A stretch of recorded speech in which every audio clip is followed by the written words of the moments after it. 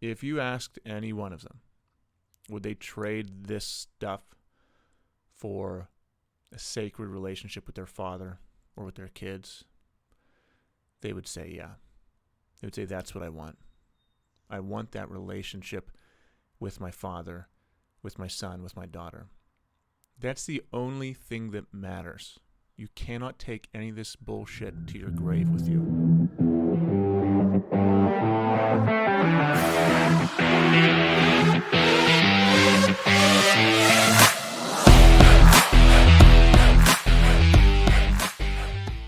Hi, everyone. Welcome to the Rising Father podcast. I'm Chris Rodack, and today we're talking about the number one gift we can give our children. And it's not Pokemon cards, even though my son likes to buy them. I don't know. He would spend his life savings on Pokemon cards if he could. It is time. The number one thing we can give our kids is just our time. That's all they want. They'll say they want other things, but whenever they're grown, we don't want them to have that hole in their hearts that their father was missing. And a lot of times, fathers are missing because they can't physically be present with their kids, because they're working all the time, because they're separated, or for whatever reason, they're physically not present. And the other part of the time, they are emotionally and mentally and spiritually not present with their kids. The kids come home from school, the father comes home from work, and there's distance. The father's on their phone, the kid's on the iPad, or the father's thinking of a million different things he has to do for his business and for work, or he's just really frustrated with where he is in life and he can't connect with his family. That's probably the biggest one. Like, more than the physical separation, there's a pandemic of fathers who are not present with their kids, but they're in the same room with them. They're distant from their kids, but they're right next to them. Because inside, something is missing for the father. This man is struggling on the inside. He has pain, he has trauma, he has regret, he has goals he hasn't met. A lot of the dreams he's had have turned to ashes. And now he's thinking, he's 35 years old, he's 40 years old, and he's thinking about, man, something needs to change. I don't know what I can do. But meanwhile, he has a son right there who's looking up at him and just wants to hold his hand and cuddle with him and go for a walk. And all these things take up space in our brain. As we get older, we have these decisions to make as, do we seek safety? Do we seek security? Or do we stoke the fire within to continue to become the man who we always wanted to become? If we choose the other route, you have to accept it. If you choose, that I'm going to give up on some of these dreams that I had, some of these goals that I had, the life that I wanted to live, you have to accept that, or you are going to have a very torturous internal life. And I would say, for me personally, that's something I will never accept. I'm never going to accept that lesser version of myself, because I know the best for me is still out there. I've accomplished a lot personally this past year. I went from middle school band director to leading a men's movement and, making much more than my teacher salary and doing work, finding work that is far more fulfilling than anything I've ever done. Got in the best shape of my life. I have relationships with hundreds, probably thousands of men across the world who trust me to guide them throughout life. And, a year ago I was teaching sixth graders how to put reeds on their saxophone. So things are changing for me, and I know that this is just the beginning. 1 year from now, things are going to be massively different for me. And I'm okay with being where I am right now. I'm not at the mountaintop. I'm just starting to climb the mountain. But because I have that vision of myself, because I have that fire, it allows me to be more passionate, happy, and present with my family when I'm with them. If I didn't go for my dreams, if I didn't search life for my purpose, then when I was with my family, I would be thinking about what I should be doing. I would be thinking about searching for my purpose. I'd be thinking about dying with regret or living with regret, either one horrible. I'd be thinking about my kids leaving me and realizing that I never gave them a good example of a life to model. If I hadn't got myself into great shape this year, I'd be thinking about how, man, now my kids have horrible eating habits. Now they have diabetes. Now they're obese. Now they're lazy and slovenly because I couldn't get my stuff together. Or I could be thinking about, me, I didn't give my kids a good example of going after their dreams. I could say, hey, you can be anything you want when you grow up, but had I stuck with my 9 to 5, I'd be a living hypocrite. So right now, I have deep satisfaction that I did that. Deep satisfaction and fulfillment and purpose that I leapt off the cliff, quit my 9 to 5, and am going after my dreams. My kids are part of that story with me. It would have been great if I did it before they were even born, but I'm doing it while they're alive and while they can remember, they're old enough to where they can actually remember me doing things. And it's even more meaningful right now. It's even more meaningful right now that they can watch me do that. Because my son, my daughter are going to be adults and be able to say, hey, I remember my dad quit his job, started a business, and completely changed his life and our life. And now we look at him as this mentor, this wise guide, and I want to be just like him. I'm doing that for them, for myself, and all of this is happening because I'm here with them. They can see me doing it. I'm lucky to be able to work from home or work wherever I want, and they can see me work in my business. They can see me, they don't see me waking up early, but they know I'm waking up early, staying up late, grinding, getting it done, going to the gym. They see me coming home sweaty. And back to the topic of the day, just spending pure time with them. One of the reasons I get up early is so I can get some of this stuff done before they're awake. And then whenever they wake up, I can spend time with them.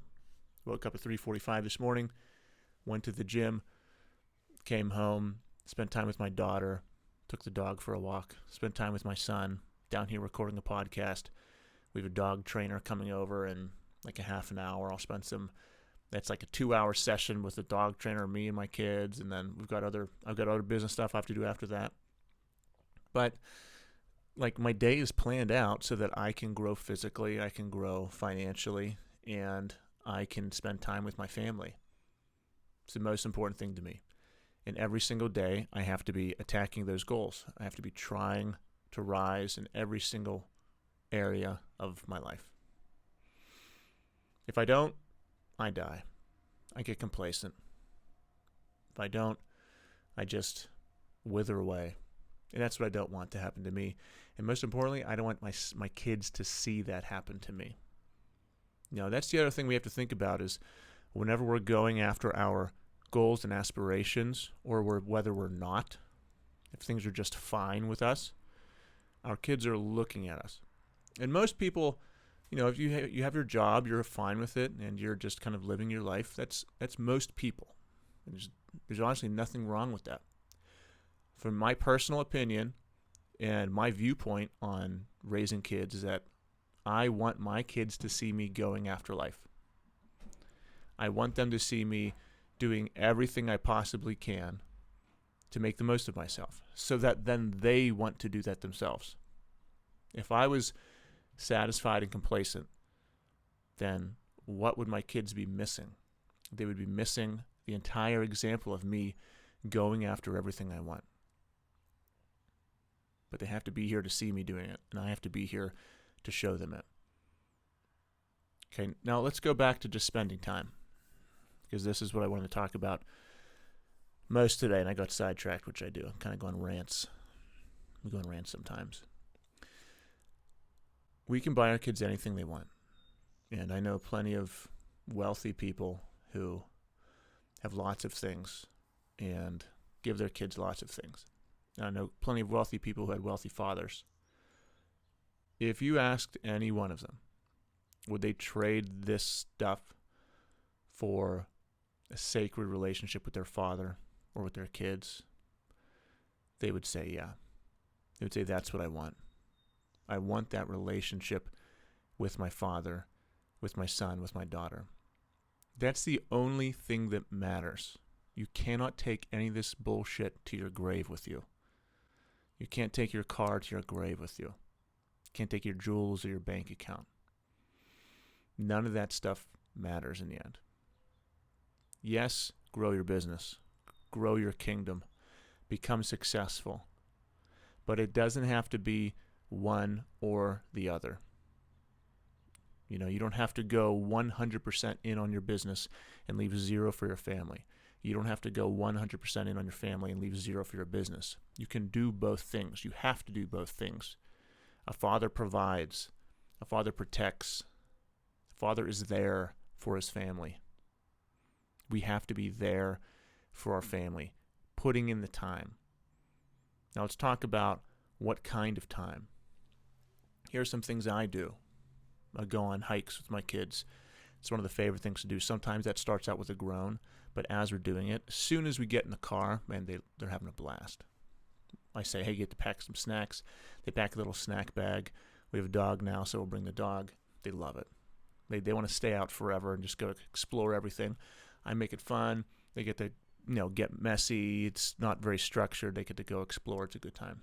Go on walks.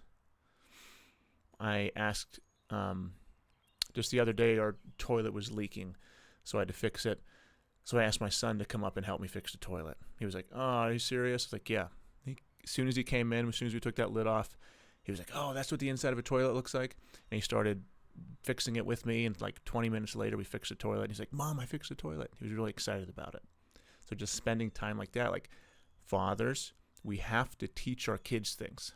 And that's not like especially our sons. We have to teach our sons how to be successful in this world, how to use their hands, how to be a man, how to do these skills.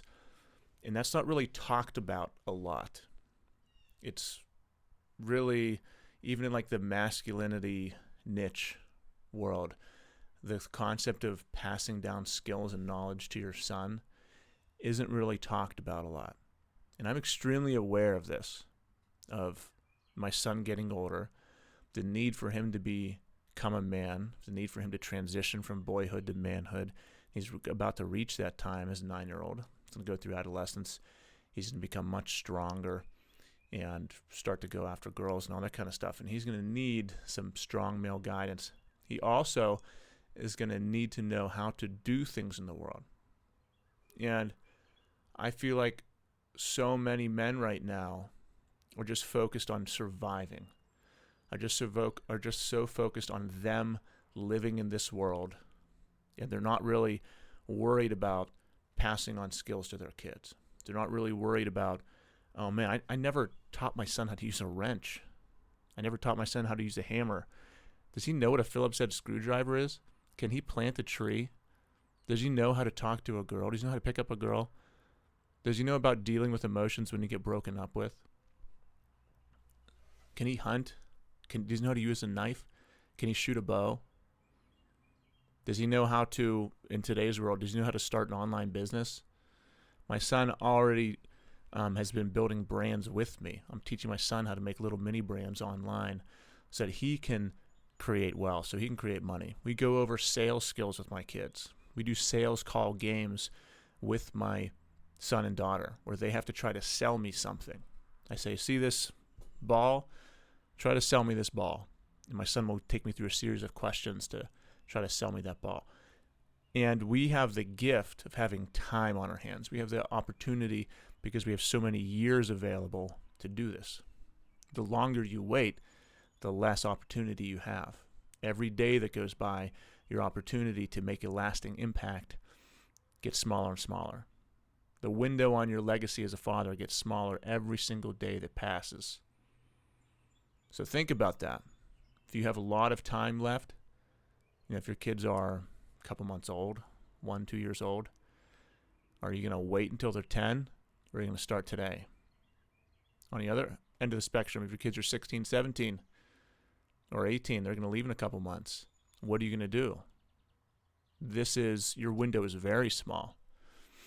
You're going to wait even longer. You're going to procrastinate on that business stuff, put it off later instead of waking up early and getting it done. Or are you going to be really organized, efficient, so you can make a lasting impact on your family. It's all about time. It's all about putting in those hours with our family. Because that's the one resource that never comes back. You can buy your kid whatever, something that lasts forever, a watch. You could have it forever. And it's valuable at the time. It's worth what it is. And then he holds on to it, and it'll be there the day he dies if he doesn't lose it. But the time you have with him, you never get that back. Like your time today, the moments and experiences you could create with him today will never come back again. If you have an extra hour in the day today where nothing's scheduled, and your son is there, and or your daughter's there, and you have the ability to spend time with them, you could go create a memory with them, or you could go watch YouTube for an hour. What are you going to decide to do? And then once that hour passes, you are never going to get that hour back again. That's why it's so valuable. If your kid's 10 years old, you're never going to get these days with your kid 10 years old again.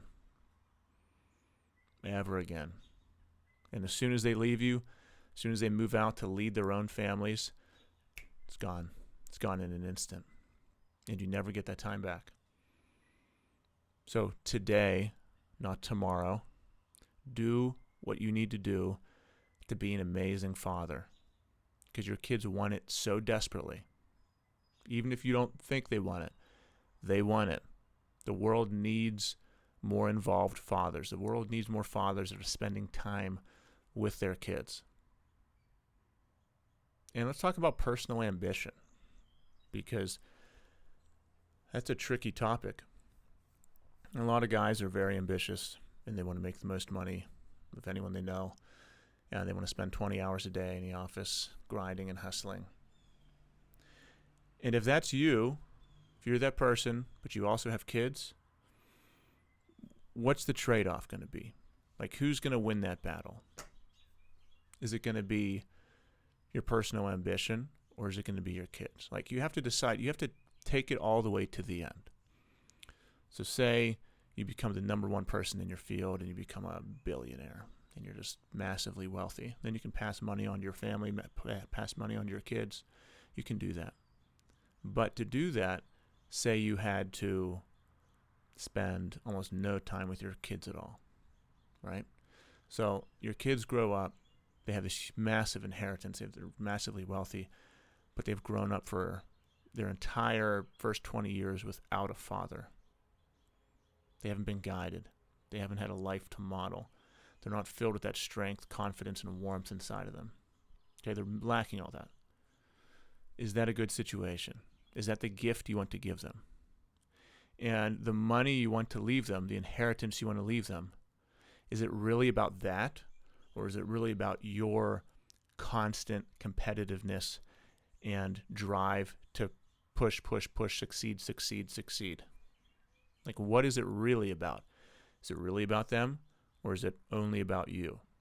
Because sure, it sounds good to say, I'm doing this for my kids.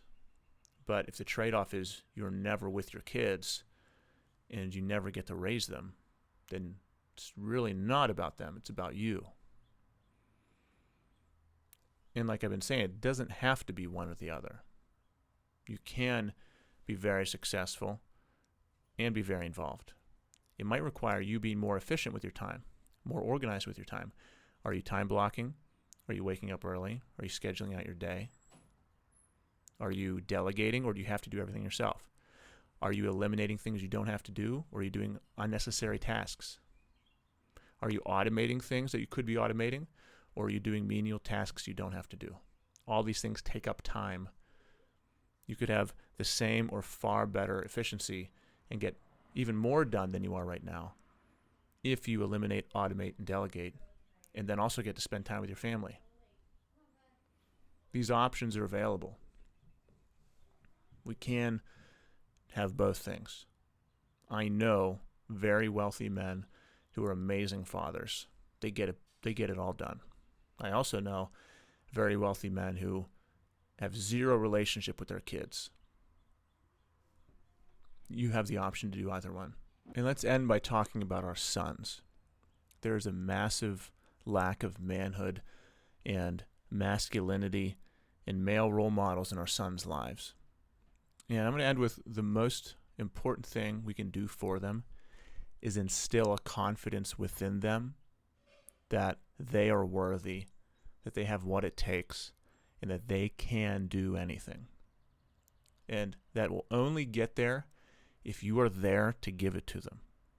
Because if you're absent for their first 18 years and they have to go out into this terrifying world full of manipulation and fear, and they don't have that confidence inside of them that you should have given them, man, they're on their own. They'll learn it eventually, maybe.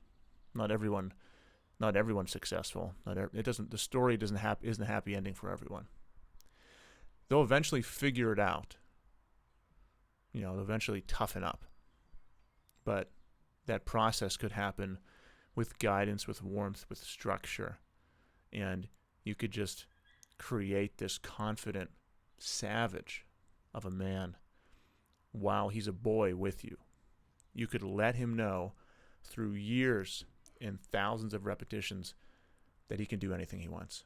So let's be extremely present with our families. Let's put in the time, and let's give them the number one gift they want more than anything else, and that's you.